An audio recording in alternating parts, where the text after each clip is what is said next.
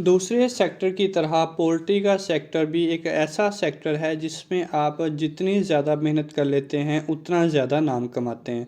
जैसे दूसरे सेक्टर्स में मेहनत करनी पड़ती है नाम कमाने के लिए, ज़्यादा शोहरत हासिल करने के लिए, ज़्यादा पैसा हासिल करने के लिए। इसी तरीके से अगर आप अपने चूज़ों पे ज़्यादा तवज्जो देते हैं, ज़्यादा आप अपनी स्किल्स प्रोवाइड करते हैं तो आपके चूज़े अच्छा वज़न गेन करते हैं और आपका नाम भी अच्छा होता है।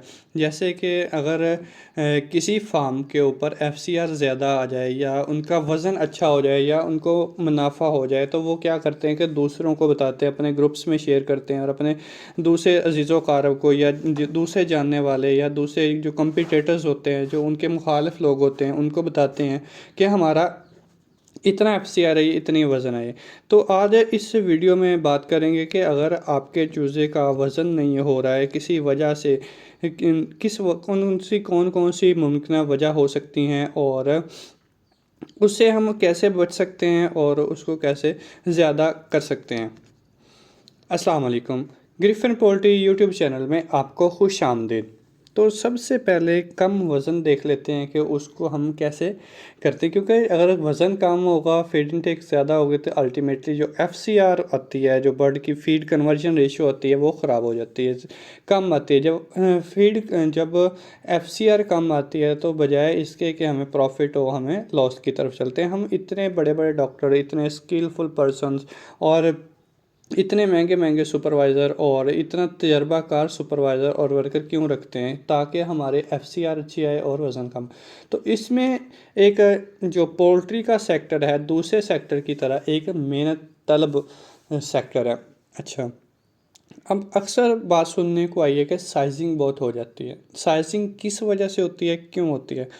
अगर आपकी जो फीड की डिस्ट्रीब्यूशन अच्छी नहीं है, फीड आप अच्छे तरीके से ऑफ़र नहीं कर पा रहे हैं, बर्ड्स आपका फीड प्रॉपर नहीं खा रहा तो साइजिंग हो जाती है। क्योंकि जो एक्टिव बर्ड होते हैं वो जल्दी फीड खा जाते हैं, आप उसको फीड सही तरीके से ऑफ़र नहीं कर रहे होते। एक मतलब कि अगर पूरे शेड में से आपका तीसरा हिस्सा जो ब्रूडिंग के लिए हम एक चौथाई हिस्सा जो हम रखते हैं, अगर उसके अंदर आपने फीड अच्छे से स्प्रेड नहीं की हुई, फैलाई नहीं हुई है, तो जो फीड के करीब चूज़े होंगे वो जल्दी फीड खाएंगे और जल्दी बड़े हो जाएंगे, और दूसरे जो चूज़े हैं वो कमज़ोरी की तरफ चल जाएंगे, उनकी तरफ फीड नहीं आएगी। तो आपने देखा होगा कि ब्रीडर के अंदर, अगर हम ब्रॉयलर की बात करें तो इसमें साइजिंग हो जाती है। अब ब्रीडर में देखा होगा तो ब्रीडर में हम क्या करते हैं कि जो चूज़े बीमार होते हैं या जो चूज़े कम वज़न कर रहे होते हैं उनको हम अलहदा कर देते हैं, उनको हम अलहदा इलेक्ट्रोलाइट देते हैं, अलहदा फीड देते हैं और उनकी ज़्यादा केयर करते हैं। ज़्यादा केयर क्यों करते हैं? ताकि वो भी फीड खा के, और जब उनका टारगेट होता है कि हमने 24 हफ्तों के दौरान या 26 हफ्ते के दौरान हमने मिक्स करना है जो मेल है वो फीमेल के अंदर, तो तब तक उनका वेट गेन बराबर हो चुका होता है। तो इसकी जो वाहिद वजह हो सकती है, वो पहली वजह क्या है कि आपकी फीड डिस्ट्रीब्यूशन नहीं ठीक है, मतलब कि आपकी मैनेजमेंट नहीं ठीक। मैनेजमेंट के अंदर आपका टेम्परेचर भी आ सकता है, ह्यूमिडिटी भी आ सकती है और बायोसिक्योरिटी भी आ सकती है। अच्छा, अगर आपका टेम्परेचर मेंटेन नहीं है तो क्या बर्ड करेगा कि बर्ड हर्डल क्रिएट करना शुरू हो जाएगा, बर्ड इकट्ठा होना शुरू हो जाएगा। जब बर्ड इकट्ठा होना शुरू होगा तो फीड की तरफ कम तवज्जो देगा। क्यों? आपका टेम्परेचर ही ठीक नहीं है। अगर वो फीड नहीं खाएगा तो साइजिंग ज़्यादा होना शुरू हो जाएगी। तो टेम्परेचर ह्यूमिडिटी के साथ बहुत इसका क्या कह सकते हैं कि लिंक बहुत गहरा है। अगर आपने बायोसिक्योरिटी ठीक नहीं रखी तो फिर भी आपका बर्ड इन बीमारियों की तरफ जा सकता है। कैसे? अगर आपकी बायोसिक्योरिटी अच्छी नहीं है तो बर्ड्स के अंदर, या ब्रॉयलर की बात करें तो इसके अंदर कोई बैक्टीरिया आ जाता है, वो अपने आप को ग्रो करना शुरू करता है। आपको पता है कि जब इकोलाई अटैक करता है तो जिस जिस चूज़े के अंदर इकोलाई होती है वो उसका वज़न बहुत कम रह जाता है दूसरे जो परिंदे होते हैं, दूसरे बर्ड से उस परिंदे का, उस बर्ड्स का जो वेट होता है वो बहुत कम रहता है। चाहे वो जितना मर्ज़ी खाए लेकिन वो उसका जो फीड इनटेक जितना भी हो उसका वेट गेन नहीं होता है।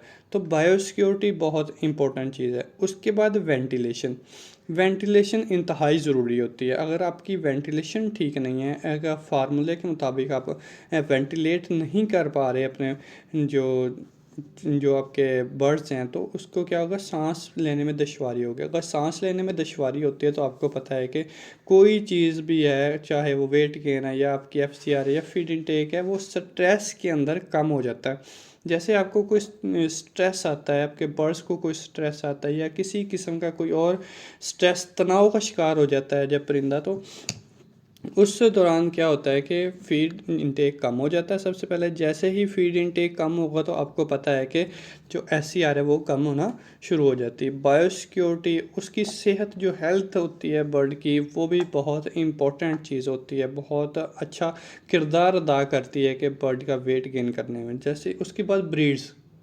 ब्रीड्स कोई कहता है कि रोस का अच्छा है, कोई कॉब का अच्छा है बर्ड है, और कोई कहता है कि हब बर्ड अच्छा है या आर ब्रेकर अच्छा है। तो इन सब में ब्रीड्स का भी बहुत इफ़ेक्ट होता है, बहुत ज़्यादा ब्रीड का भी असर होता है। तो इन चीज़ों को आप मद्देनज़र रखते हुए आप अपने जो बर्ड है उसकी साइजिंग को कम कर सकते हैं। तो साइजिंग को कम करने के लिए हम क्या करते हैं कि जो बर्ड छोटे नज़र आते हैं हम उनको सेपरेट करना शुरू कर देते हैं। पहले दिन से ही शुरू कर देते हैं कि जो हमने ना क्या करना है कि ब्रूडिंग का जो एरिया सेलेक्ट किया होता है, जो आपने ब्रूडिंग का एरिया रखना होता है, उसमें से आप क्या करते हैं कि आधा जो एरिया होता है उसको 3 हिस्सों में तकसीम कर लें। ठीक है, एक हिस्से के अंदर सबसे ज़्यादा बर्ड आएंगे, जो सबसे ज़्यादा वज़न होगा उससे जो छोटा होगा उसमें छोटे आएंगे, और जो कम वाला होगा उसको सबसे कम आएगा।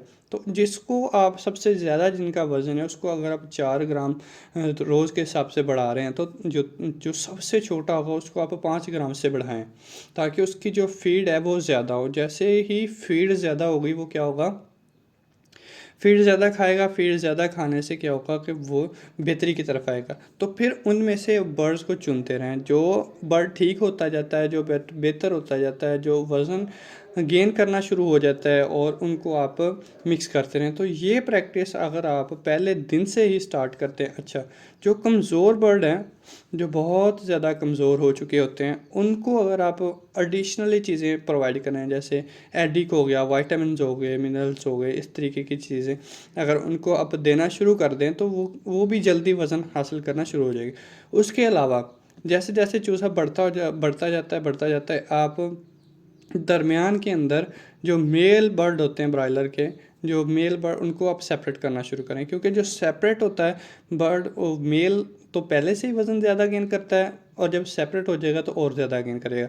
तो उसको बजाय आपके 40 दिन पे, 35 दिन पे ही आप उसे सेल आउट कर सकते हैं। बाकी जो मादियाँ रह जाएंगी, जो आपकी फीमेल्स रह जाएंगी, उसको आप बाद में भी सेल आउट कर सकते हैं। तो ऐसी प्रैक्टिस, नए नए तरीके आप अगर आप अपने फार्म के ऊपर ईजाद करते हैं या अपने फार्म के ऊपर अप्लाई करते हैं तो इससे आपको अच्छे रिज़ल्ट देखने को मिलेंगे। तो अगर आपको मेरी वीडियो अच्छी लगी हो तो सब्सक्राइब करना मत भूलिएगा।